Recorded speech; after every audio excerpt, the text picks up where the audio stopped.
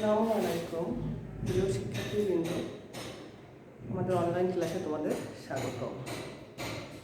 আজকে আমরা ডিসকাস করব উচ্চ মাধ্যমিক অর্থনীতি দ্বিতীয় পত্রের দ্বিতীয় অধ্যায় বাংলাদেশের কৃষি নিয়ে। তো প্রথমে আমরা দেখি যে আমরা কৃষি বলতে কী বুঝি। আমরা জানি যে মানুষের আদিম পেশা কৃষি এবং আমাদের অর্থনীতিতে একটা বিরাট অবদান হলো কৃষির। তো এই কৃষির ইংরেজি শব্দ আমরা জানি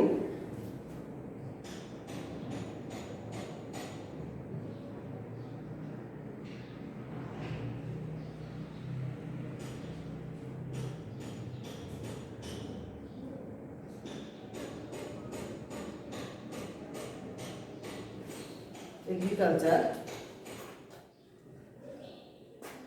যেটা এসেছে ল্যাটিন শব্দ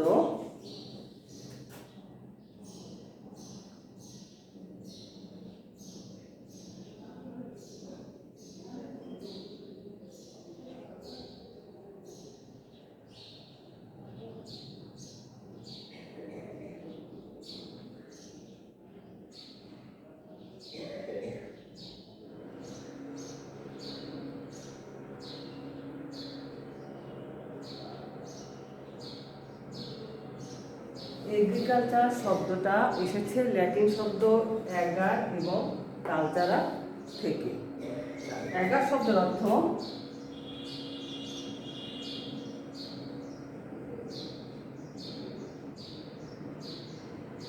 ভূমি এবং কালচারা শব্দের অর্থ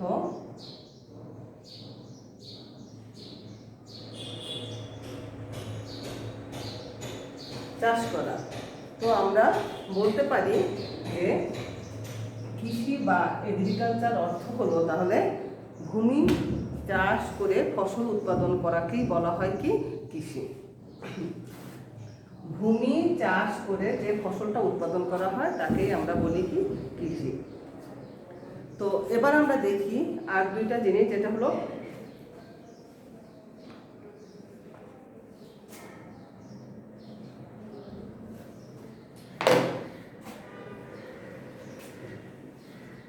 কৃষির জোত ও কৃষি খামার বলতে আমরা কি বুঝি। তা প্রথমে আমরা দেখি যে কৃষি জোতটা কি।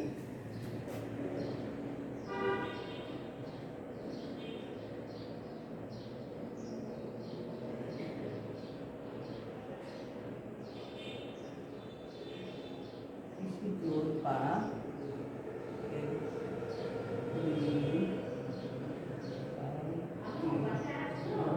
আর এগ্রিকালচারাল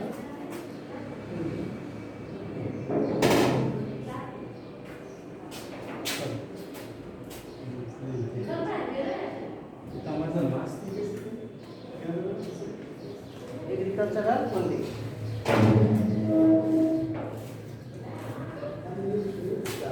কৃষি জোট বলতে আমরা বুঝি কোনো একজন কৃষক বা সংগঠনের অধীনে যে সেটা হলো যে এক স্থানে হতে পারে, আবার বিভিন্ন স্থানেও হতে পারে, যে চারযোগ্য জমিটা থাকে তাকেই আমরা বলি হলো কৃষি জোট বা এগ্রিকালচারাল হোল্ডিং। আবার বলছি, কোনো একজন কৃষক বা সংগঠকের অধীনে এক স্থানে বা বিভিন্ন স্থানে যে চারযোগ্য জমিটা থাকে তাকেই আমরা বলি কৃষি জোট। এবার আমরা দেখি যে কৃষি খামারটা কি।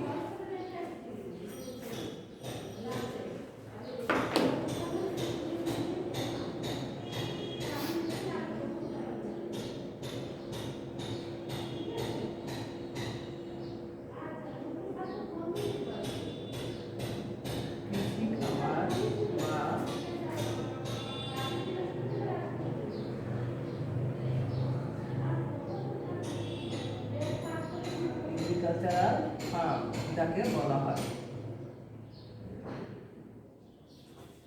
কৃষি খামারটা হলো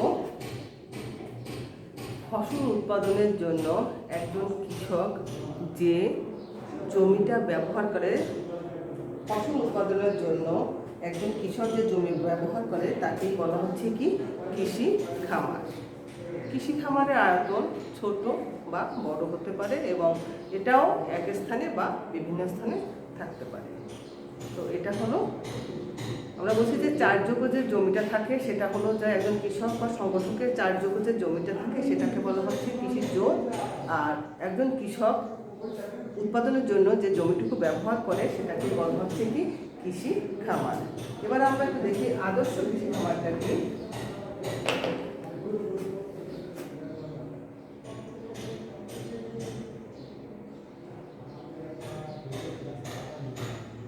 আদর্শ কৃষি খামার যার হবে এখান থেকে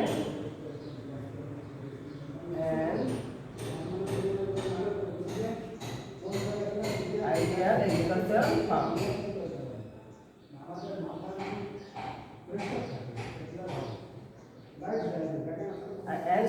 Ideal agricultural farm. আদর্শ খামার, আমরা এখানে লিখি আদর্শ কৃষি খামার, এইভাবে লেখা যায়, এভাবে লিখি। আমরা দেখলাম যে কৃষি খামার কাকে বলে, এবারে আমরা দেখি আদর্শ খামারটা।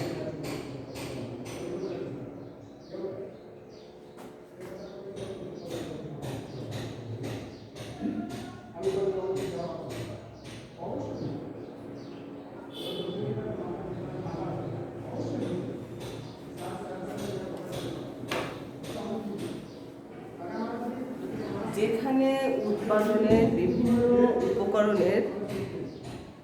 উপকরণের সুষ্ঠু প্রয়োগের ফলে উৎপাদনটি সর্বাধিক হয়। উৎপাদনের বিভিন্ন উপকরণের সুষ্ঠু প্রয়োগের ফলে যদি একক প্রতি সর্বাধিক উৎপাদন হয় বা সর্বাধিক ফলনের জন্য চাষাবাদ করা হয় সেটাকে আমরা বলবো কি আদর্শ খামার। সেটাই হলো আদর্শ খামার। এখন আমরা দেখব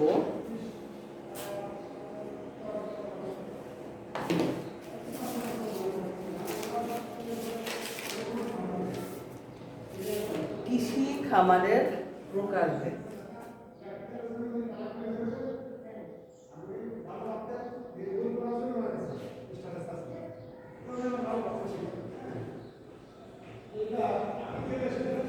খামারের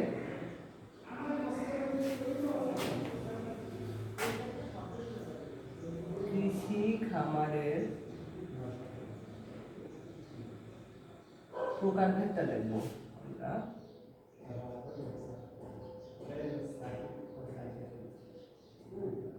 কৃষি খামারের প্রকারভেদ বা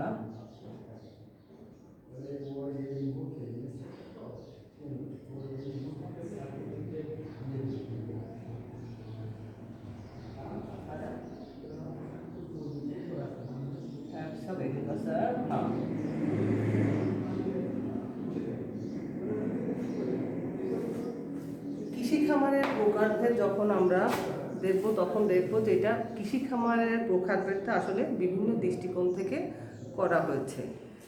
প্রথমে আমরা দেখি যে যেভাবে আমরা এই ক্লাসিফিকেশনটা করব খামারের প্রকারভেদটা, সেটা হলো যে খামারের আয়তন ও চাষাবাদের প্রকৃতির ভিত্তিতে। হ্যাঁ, প্রথমে আমরা কৃষি খামারের প্রকারভেদটা দেখছি সেটা হলো কোন দৃষ্টিকোণ থেকে, খামারের আয়তন ও চাষাবাদের প্রকৃতির ভিত্তিতে কৃষি খামারকে দুভাগে ভাগ করা হয়েছে।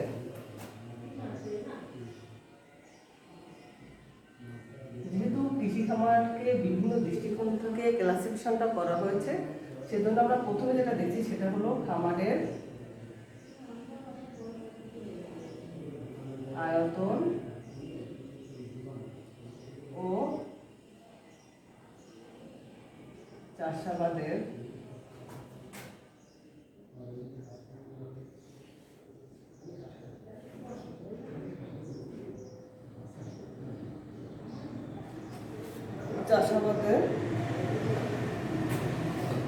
প্রকৃতির ভিত্তিতে দুই প্রকার।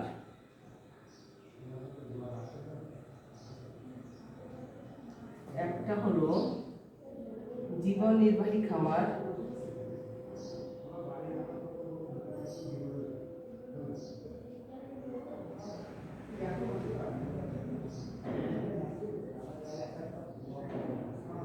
নম্বর হলো বাণিজ্যিক খামার।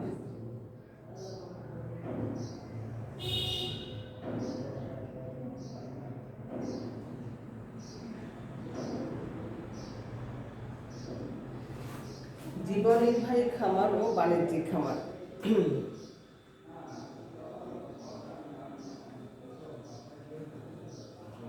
জীবন নির্বাহী খামার। তো জীবন নির্বাহী খামারটা কি?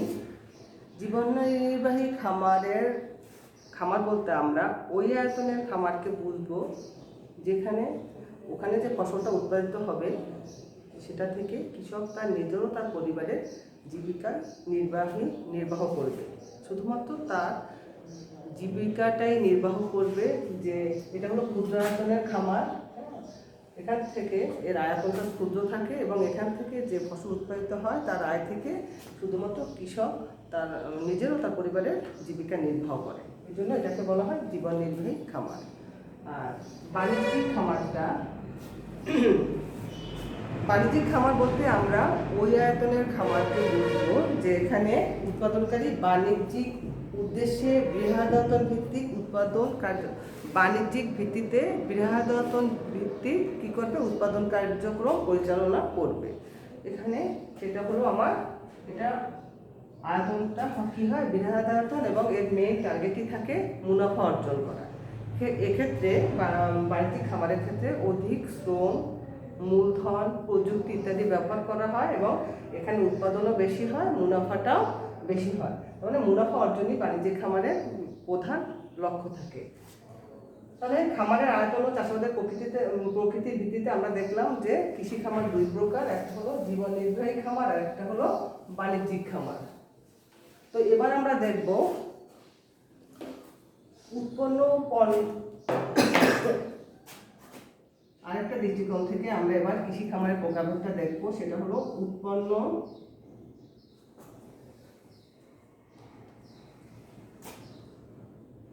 উৎপাদিত পণ্যের সংখ্যার ভিত্তিতে, উৎপাদিত পণ্যের সংখ্যার ভিত্তিতে কৃষি খামারকে আবার 3 ভাগে ভাগ করেছে। 3 প্রকার কৃষি খামার উৎপাদিত পণ্যের সংখ্যার ভিত্তিতে কয় প্রকার? এটা হলো 3 প্রকার। 1 নম্বর হলো বিশেষায়িত খামার,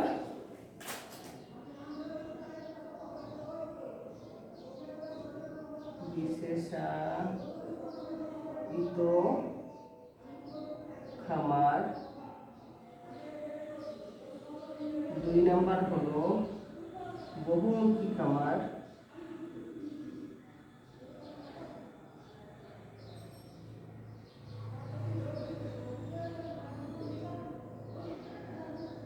3 নম্বর হলো মিশ্র খামার।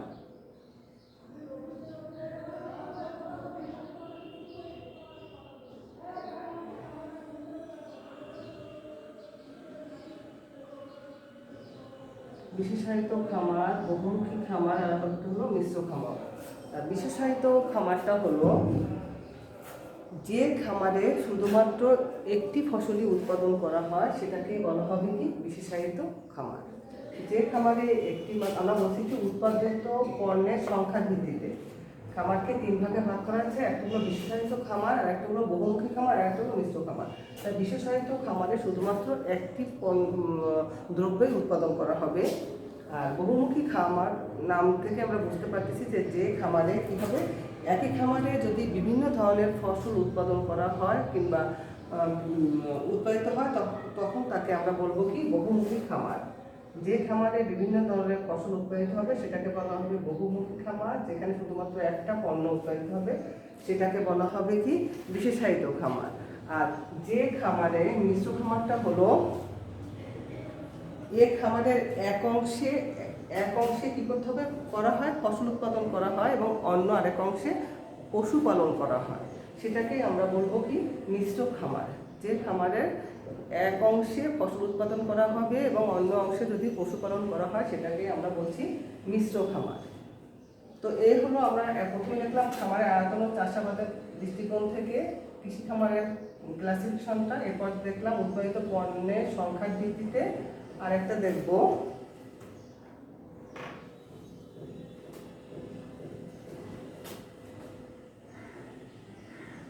মালিকানার ভিত্তিতে।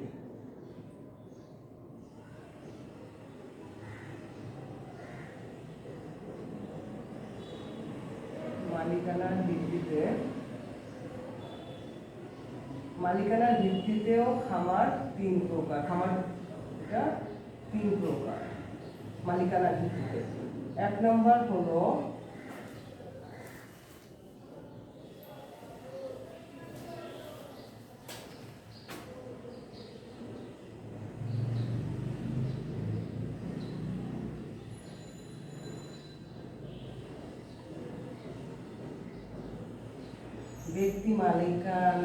ব্যক্তি মালিকানাধীন খামার।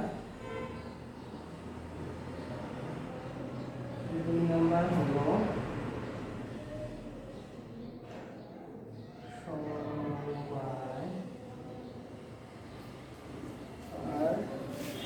সমবায় খামার। আর হলো সমবায় খামার।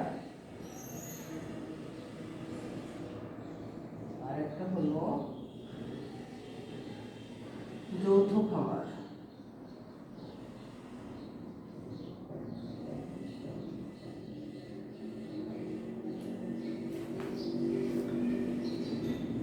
মালিকানার ভিত্তিতে খামারকে আমরা 3 ভাগে ভাগ করেছি। একটা হলো কি ব্যক্তি মালিকানাধীন খামার, একটা হলো সমবায় খামার, আর একটা হলো যৌথ খামার। হ্যাঁ, ব্যক্তি মালিকানাধীন খামারটা হলো সম্পূর্ণ ব্যক্তি মালিকানায় যে খামারটা পরিচালিত হয় তাকেই বলা হচ্ছে কি ব্যক্তি মালিকানাধীন খামার। সমবায় খামারটা হলো যে কোনো নির্দিষ্ট এলাকার কিছু কৃষক একত্রিত হয়ে যদি স্ব উদ্যোগে নিজেদের কল্যাণার্থে যে খামার গড়ে তোলে তাকেই বলা হবে সমবায় খামার। কোনো নির্দিষ্ট অঞ্চলের কৃষকরা যদি এক জায়গায় হয়ে তারা যদি স্ব উদ্যোগে পারস্পরিক কল্যাণে যে খামারটা গড়ে তুলবে সেটাকেই বলা হবে সমবায় খামার। আর যৌথ খামারটা হলো কয়েকজন কৃষক নিজেদের ভূমি ও মূলধন এর মাধ্যমে সমন্বয়ে যে খামারটা পরিচালনা করে বা যে খামারটা গড়ে তোলে সেটাকে বলা হচ্ছে কি যৌথ খামার। এখানে নির্দিষ্ট অঞ্চলের, আর এখানে হলো কয়েকজন নির্দিষ্ট অঞ্চলের কিছু কৃষক মিলে, আর এখানে হলো যে কয়েকজন কৃষক তাদের নিজেদের জমি ও মূলধন দিয়ে যে খামারটা গড়ে তোলে তাকেই বলা হচ্ছে কি যৌথ খামার। তো আমরা দেখলাম যে কৃষি খামারটা আমরা 3 ভাবে ক্লাসিফিকেশন করলাম কৃষি খামারের। একটা হলো খামারের আয়তন চাষাবাদের প্রকৃতির ভিত্তিতে আমরা দুই প্রকার, জীবন নির্বাহী খামার আর একটা হলো বাণিজ্যিক খামার। আর উৎপাদিত পণ্যের সংখ্যার ভিত্তিতে আমরা কৃষি খামারকে 3 ভাগে ভাগ করলাম বা করেছি। সেটা হলো কি বিশেষায়িত খামার, বহুমুখী খামার আর একটা হলো মিশ্র খামার। আর মালিকানার ভিত্তিতে খামারকে আমরা দেখলাম 2 প্রকার, একটা হলো ব্যক্তি মালিকানাধীন আর একটা হলো যৌথ খামার। ব্যক্তি মালিকানাধীন, একটা হলো সমবায় খামার ও যৌথ খামার, 3 প্রকার। তো এই ছিল আমাদের কৃষি খামারের প্রকারভেদটা।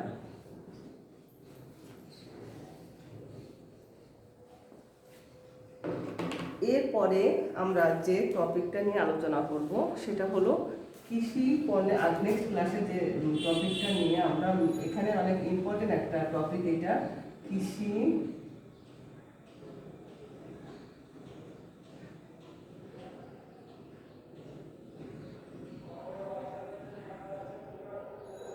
পণ্যের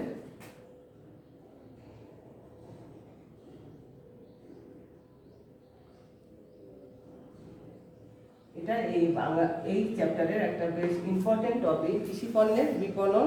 এটা আমরা